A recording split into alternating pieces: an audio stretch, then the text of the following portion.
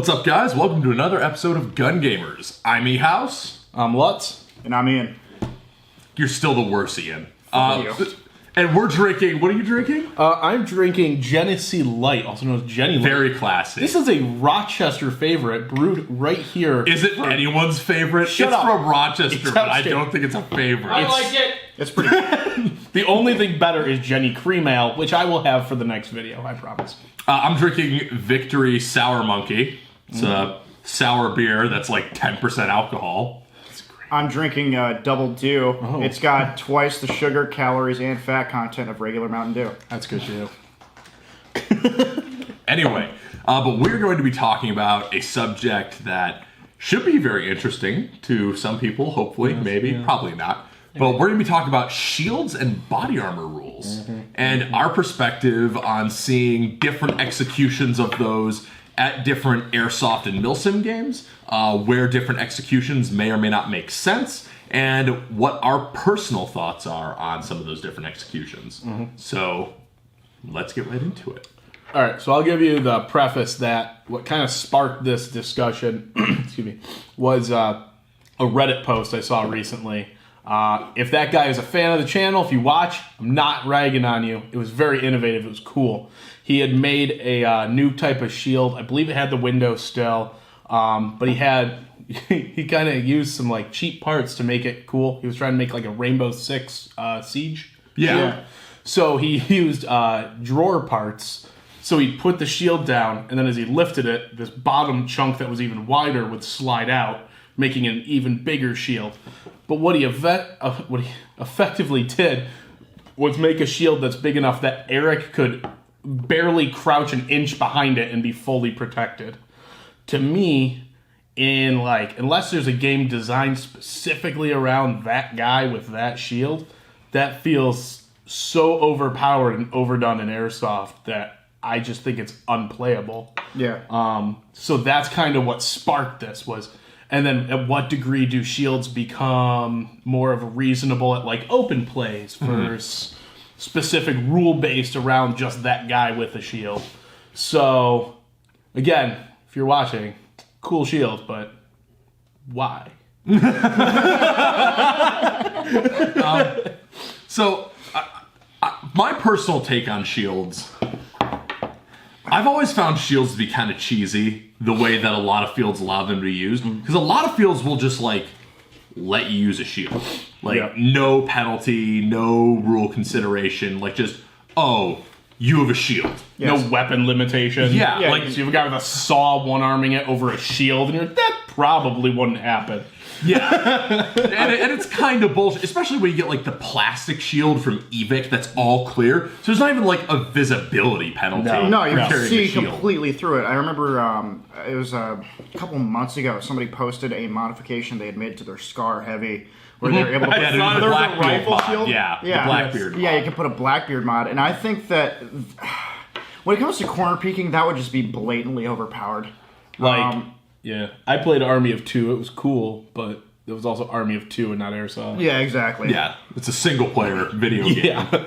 Because my issue is, and I guess this is where it comes into what kind of game, but to me, the reason I got into Airsoft many, many years ago was that it was more realistic than paintball and all that other nonsense. So, to me, to grab a shield, even if it's a real weight and it kind of limits your vision, advancing into, like, fully automatic 7.62 fire and just being like, da-da-da-da-da, I can walk into this, doesn't feel real to me. Like, it just kind of ruins that element to me. Well, And I can walk with a wall. My thing with shields is I think that a shield is fine as long as there is some kind of penalty for using it. Yeah. Like, there needs to be some kind of rules-based or even equipment-based penalty for using a shield. Like, because it should be like you're making the choice of, do I have the most effective shield or do I have the most effective gun? Yeah. Or do I have the most effective gear? Like, I am a fan, personally. We never talk about these guys enough on the channel. I'm a fan of the Milsim West way of Oh doing my shields. God. We never talk about Milsim these West come up guys. in a Gun Gamers video. Weird. Yeah, every time we mention Milsim West in a video, take a shot, you'll die. But I'm a big fan of that rule set because you have to carry a real weighted shield on your gear for 40 hours. Yeah. No. That's your penalty for using a shield. So yeah, is the shield at Milsim West pretty fucking powerful? Yeah, but grenades still kill it. At least in the latest rule set. Yeah. Grenades still kill it. And after it's been hit by grenades, like, it needs to go all the way back to respawn. And I think it needs to sit at the fob for a little while. I'd say it's an hour cooldown. Read the tax up. I didn't read the new rule. It needs to actually sit back at like your CCP after it's been taken out. It's a 1 hour cooldown. Additionally, it cannot move up under fire. So you have to be stationary while you're taking fire with that shield. They started putting those rules in, I think it was after the first Caspian. Caspian Gap, Because at Gap, it was absurdly powerful. I literally came up on a guy, I was NATO, and there's a Russian guy holding a Vaunt shield with an AK, guy with an AK over each shoulder, just laying into us. And I'm like, I can't do shit with this. I got nothing. NATO has no equivalent of the Vaunt shield. So we're just sitting there getting destroyed in a fucking subway. Well, so if you look at the actual use of these kinds of shields in a military as well as a law enforcement setting, they're used for breaching. Yes. It's not like you're running across open terrain with a fucking 40-pound shield. Right. Not to mention the fact that an actual Vaunt shield, I'm pretty sure it's not actually like rifle caliber rated. Isn't it only rated for pistol rounds? I would have to look into that. I am not 100% certain. We'll put up some data on the screen. But like the actual use of these kinds of shields, whether it's like a an entry shield or a Vaunt shield or an American riot shield, they're not meant to sit in the middle of open ground taking enemy fire. They're meant to breach a building and cover your guys as you're pushing through the fatal funnel. Yep. I've seen usage of them literally once in my entire time in the military, and that was some SF team doing some cool guy training, but. You never see them actually used in the NATO side of things. I'm pretty sure they're extremely limited in the Russian side of things as well. Yeah. Well, the Russians, mostly the police units will use them. Breaching. You look at American police, and a lot of us have. And a lot of them have riot shields. Yeah, but in a military setting, they're not really used. But then there's also that difference between a riot shield and a ballistic shield. Yes. Like the EVIC shield, that clear one, that's a riot shield. That's supposed to stop bottles and rocks and batons and pepper spray, shit like that. It's not supposed to stop bullets. In fact, you shoot a riot shield with a bullet and the guy just dies. That's it. So yeah, it's not Call of Duty where there's a clear riot shield stopping 30 millimeter autocannon fire. Yeah, ballistic shields are made of Kevlar and all sorts of nonsense, and then Kevlar, steel, ceramic. Composites, and then have an insanely thick window. Which, if that window gets shot, it will start to spider. Break. Yeah. It won't necessarily go right through, but it's going to be useless. And now it's just a fully opaque shield that you can't see got a fucking wall. Yeah. So again, we made a shield years ago. I made one, and I put some kind of plastic for the window. I don't even remember what I used, but it cracked when it got shot, and I actually loved it because it's like, this is way more realistic. And we would just replace the inserts whenever they got shot out. It made it a little bit more interesting than just invincible security. Yeah. Well, plus, the other thing I've seen is some shields, some fields I know will allow shields that are made of cardboard. Okay. Because BBs will start going through it. So I actually think that's an interesting take on the rule set. Is okay, you get a riot shield, but enough BBs will go through it. Yeah, you'll get sprayed down eventually. But so point is, I think that's an interesting way of doing the mechanic. Is a shield that has some kind of degradation. Yes, I agree. The other way I've seen shields work is if you use them in a Juggernaut style game. Yeah. So you make that one dude be fucking invincible, basically. He has a small thing on his body. Yeah, it has to be a small thing. We had one where we had guys with power armor in a Fallout game. Yeah, that was the Fallout game we did. That was dope. They literally had built-in arms and everything with nonsense attached, and they were destroying. And they could be destroyed by grenades, or they could be destroyed by hitting a bell that was on their back. They literally had a call bell on their back, and you had to try to ping it. And it was a nightmare, but it was fun. It was great. But, in general, I think everyone had fun at that game. Yeah. We had super mutants where you had to hit us on pie plates on our chest. Weirdly, Eric was a super mutant. Who would guess? Yeah. Did you carry around a sledgehammer that you hit people with? Screamed a lot.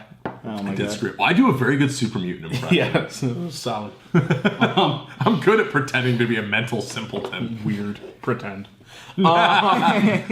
So, yeah, like those games where you like up armor guys, put a shitload of body armor on them, give them a shield. Yeah, just give them like an IOTV Yeah. with those fucking Yeah. with the daps, the dick pad, and the the shoulders and the shoulders and the neck. Like, that makes sense to me. But like, I also open think play that is- if you do allow shields at your open play, I think a shield that can degrade is a good compromise.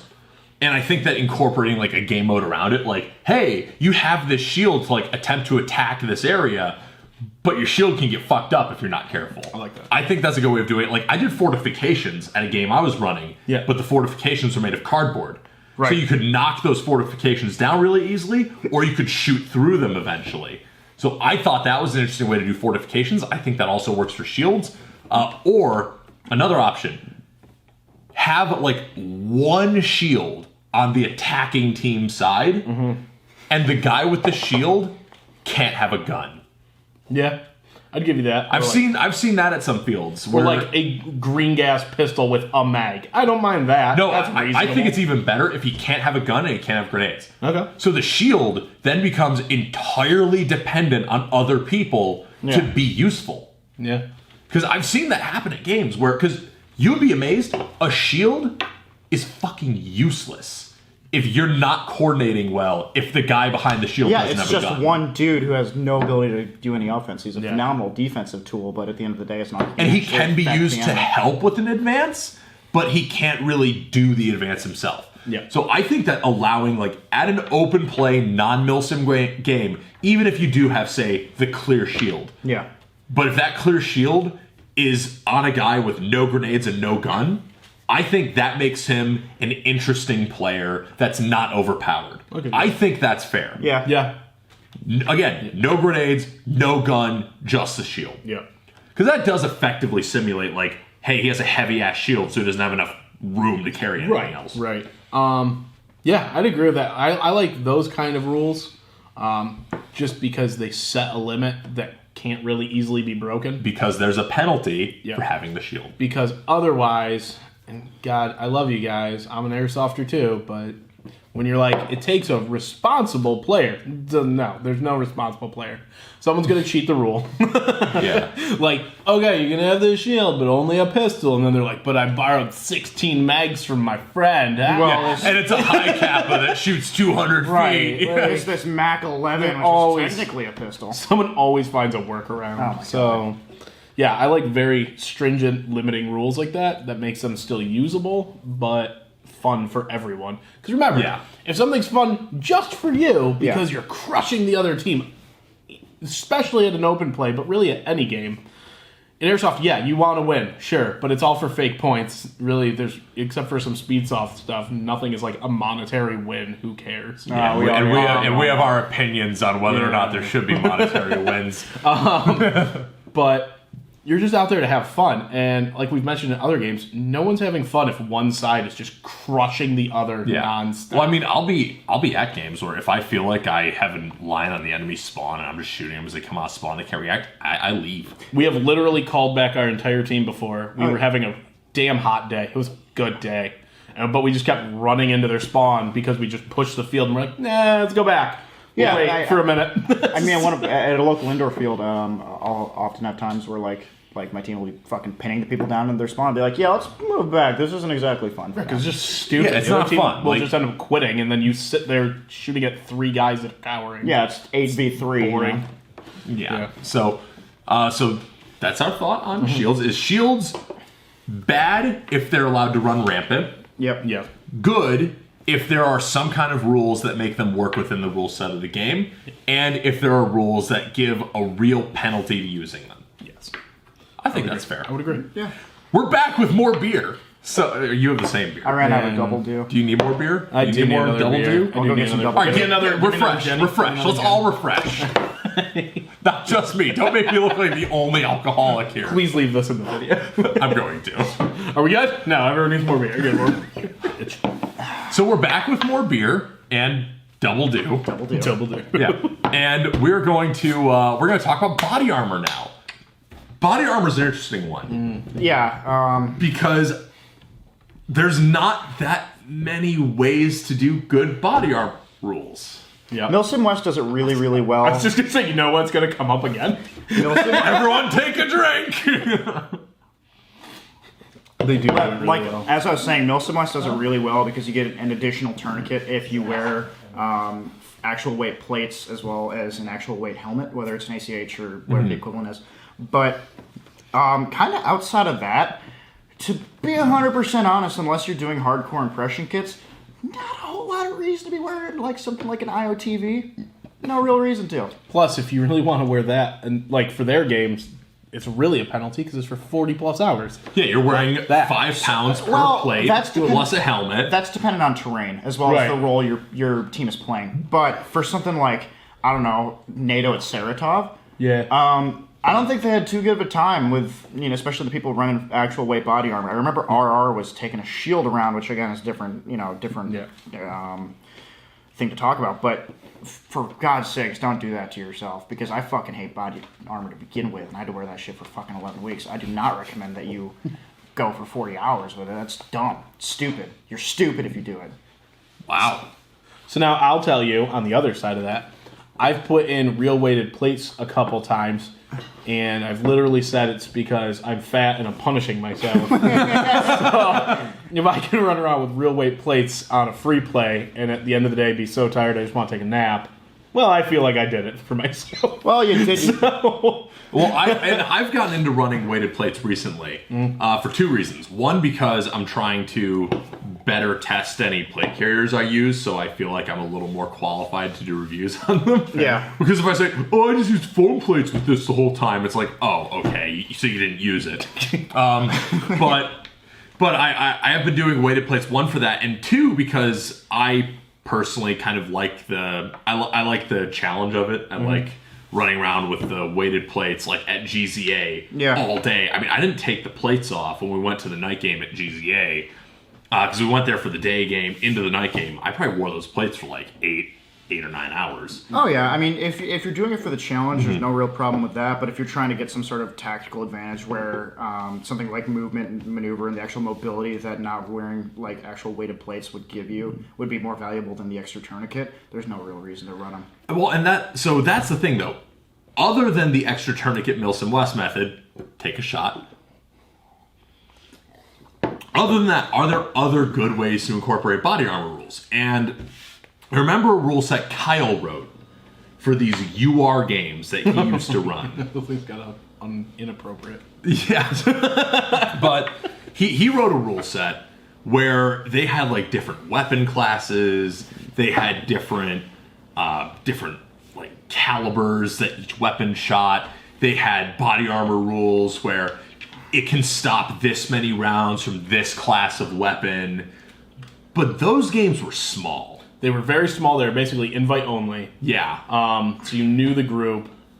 Like, because those are the kind of games where we've talked about before, where unless you're playing with just your friends that you know, it's never going to work.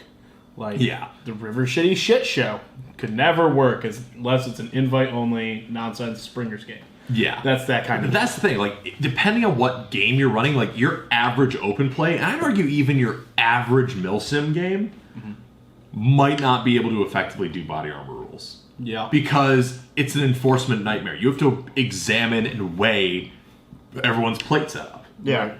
And you have to make sure they're running realistically weighted plates or plates that are over a weight limit. Because does Milsim West allow you to use like the ultra lightweight flotation plates? What, the ultra high molecular weight polyethylene? Yeah, that are like 3 pounds for level 3 They have a weight number on it. Yeah, 5 pounds is the limit, I believe. So I feel like that would be dependent on the person though, because someone like Becca with smaller plates, they're gonna weigh way less. I mean, I know that I ran. But even small sappy plates still weigh like 8 pounds. Not the ceramic ones. I think the level 4 ones are 4.5. But again, that's why they put a number close. on it. Yeah, 5 pounds is the limit. Yeah. I don't know. I mean, I know plenty of really small people who because run I think plates. Yeah. Like, I would argue that for a smaller Milsim game or even open plays, if for some reason you wanted to put it in, especially in those warmer summer months, at least up here, or, other places in the country where it's, like, warm normally, I I think making people wear a full plate carrier, if you're doing like bandage rules or the tourniquets or something like that, maybe an extra fine. revive is a good That balance idea. for it. Because then it's worth it. And it's kind of like the shields. There needs to be some balancing factor to why. And Like just saying, oh, if it hits you in the plate, you don't have to call it. right, Is that's like never going to be everyone's enforced. going to cheese the shit out of that. Yeah, exactly. So, plus it's going to encourage headshots, and that's just a poor choice. Yeah, and plus, really a burst from a PKM isn't going to go through a level 3 sappy plate. It will. Oh, yeah, well. Yeah, that's what I was saying. Like a burst from a PKM, your level 3 sappy plate is not saving your life. No. Yeah, so I think anything like that, where it gives you a little bit additional life or something like that. Mm-hmm. But again, I feel like it has to be something that's easily enforced, like the bandages. Yeah. It can't be like, oh, hey, everyone's got 1 life except you have 2, because then that guy's just going to lie. Yeah. Yeah. Well, it just gives you additional survivability at the trade-off of mobility. Right. Which is And the on your- whole point of armor. On your warmer days, that's just going to be rough to carry, even if it's not real weight. Oh, fuck yeah. It's just holding in all that heat, especially if you do like the Milsim West Yeah, rule of ballistic helmet. Like you can't wear like a bump helmet. Like my Team Wendy doesn't it can't count. have the holes in it, so it doesn't vent at all. Even if you're doing a non-real weight one, it holds all the heat in. Oh, yeah. So you wear that and you wear a plate carrier. Ask Garrett. You'll sweat a lot more and then pass out. Oh, Garrett. Did Garrett pass out? This close. Almost. Not at Milsom West even. At one of my games. At River City. Yeah, take a drink. Told you. Yeah, so I think that's a decent penalty again. Like, it doesn't have to be weighted, but It's just going to suck. Hey, have you guys ever been to Milsom West? God damn it. It's double deuce tasty. double do. Yeah, so what else? So I think that our basic takeaways, unless you have like a very small invite only type of game, we're having a hard time thinking of a better body armor rule than the additional revive. Yeah. Yeah. I just can't think of anything that is more enforceable. And if you can, put it in the comments. I would wait. There's a place for it. In the ground! God damn you guys. I got one. What if it was a game where you could carry, if it's like limited to meds, but you can carry more ammunition if you have a plate carrier, I could see that. Yeah. right? Yeah, like if you can carry more ammunition, that It's only might, going to slow you more and make you even heavier and hotter. but it makes it where makes it worth it then. Yeah. I could see that where you can carry more ammunition, so it makes you like a little bit more offensively capable as Right. well. Right. But that's in exchange for having not the additional revive. Right. Yeah. So you right. don't get the additional revive, but you But get you additional ammo. It'd be like Yeah. if Milsom West drink. Damn it. Instead of being like a rifleman, instead of getting that extra life, you'd get like, I don't know, 500 extra rounds or something Yeah. like that. I wouldn't even say 500 because that pushes you like almost into LMG territory. Okay. I'd say it gives you like another mag or two. Yeah. That works. I could see that. I could see that potentially working. Yeah, but I mean, at the end of But the day... but again, it doesn't simulate the purpose of body armor. No, Right. it doesn't. Right. Yeah, so potential thing that could be taken advantage of, maybe. But thing that simulates the purpose of body armor, not as No. much. Fair. So, yeah. Other than that, is there any reason to run body armor? Unless you want to punish yourself or challenge yourself in some way. Or do an impression kit. Yeah. Oh yeah, not let me really. just also say that like let's just remember wearing body armor, especially for an impression, do it if that's what gets you, that's your thing, do it. Does not make you cooler than everyone else on the field. Because remember, so much cooler. we're all fucking lame. That's why we're Airsofters. much We're all just dressing up, pretending to be soldiers Yeah. on the weekend, shooting each I other. just, oh man, that the guy. You all know that guy that shows up with his multicam everything and his plate carrier that cost him $400. He's like, oh, looking the part, fucking awesome. And I was Yep. like, just shut up with your cries, Eric. I don't even wear flies anymore because they're not durable. Listen, Eric, those cries you just tore the ass out of, man, you're not looking great in. He looks great in any. I have cried chaps. Cried shit. I'm still. I wear them to my sex clubs. They better be assless. They are All asses. chaps are assless. Why does no one know this? You're acting like all of Eric's pants aren't I'm eventually sure there's a assless. pair of chaps out there that aren't ass. Find it. We'll put a link in the description. Okay, Just search asked chaps. All right. Well, I think that's as far as this video can go. All right, so those are our thoughts on shields and body armor. Hopefully you found this entertaining, maybe a little informative, probably not. But hopefully you followed along with us, and Milsom West. Milsom West. Milsom West. We are not responsible if you get alcohol poisoning. Anyway, we'll catch you in the next one. I've been E-House. Lutz. Ian. Peace. Praise Judy. Praise you. Milsom West. Damn it! All right. All right. I feel like there was one other that you had an idea for. no. What was it? Found ass chaps. I'll ask chaps. Perfect. Thank you for watching this video from Gun Gamers. We hope you enjoyed watching it as much as we enjoyed making it.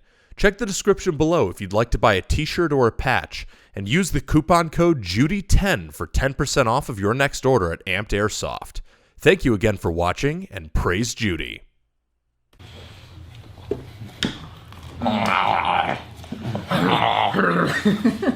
Go in there, Gun Gamer. The key to being good at airsoft is a healthy diet. Pizza and beer. Pizza and beer is the healthiest diet you can possibly have for BB wars. Definitely. Just reminds me I have to hit this offshoot. When we started with Hunter's Creek Airsoft years ago, we had like tarp towns. You could build towns literally out of like tarps hanging from trees. As Airsoft has progressed and 280 FPS is no longer the standard, shit flies through those tarps now. We were there like 2 years ago. I took cover behind a tarp and just got obliterated. BBs ripped through it. It's like, I forgot these don't stop anything anymore. Also, they've been out in the weather for like how long? Ever. I remember Yeah. one of my buddies, he's in a National Guard infantry unit, and a while ago, to help some recruiters out, they took some Humvees to this airsoft event. And they had the canvas doors on the Humvees, the plastic doors. They were just driving around. They started taking fire and getting lit the fuck up by people shooting through those doors on the Humvees. This happened at a game we did locally years ago. They had that. They brought out some Humvees.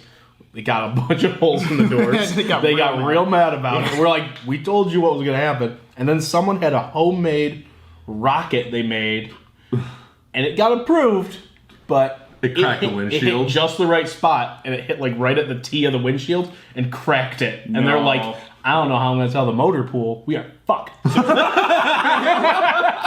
See, in that situation, what you got to do is you got to steal it off somebody else's. Yeah.